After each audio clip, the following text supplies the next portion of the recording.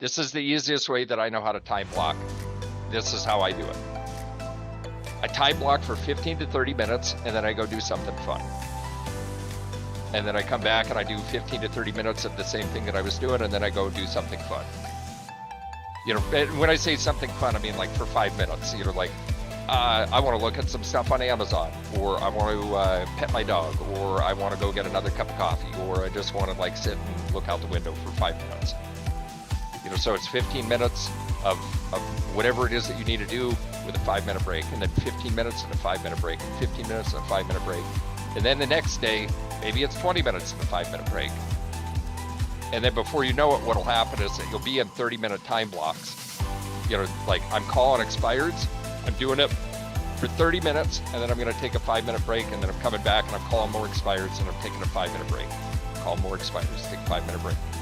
Our brains are typically not wired to grind out 2 hours of non-stop, just pounding on the phones, unless, this is the big unless we enjoy it.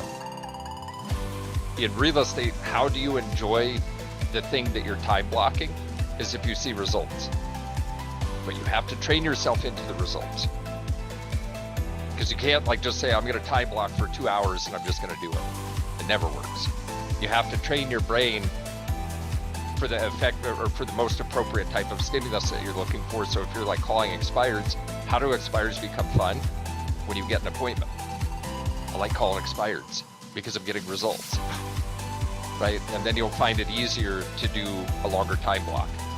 So if you're like trying to time block the stuff that you just freaking hate, like, oh, like I hate it so much, and you try to time block for 2 hours, you'll never hold the time block.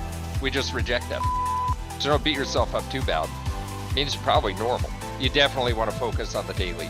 Because if you focus too big picture, then it becomes too vacuous, you know, and then you'll wind up at the end of the week, it's like, I didn't do any of that stuff, you know, it's like, I gotta jam it all into Friday.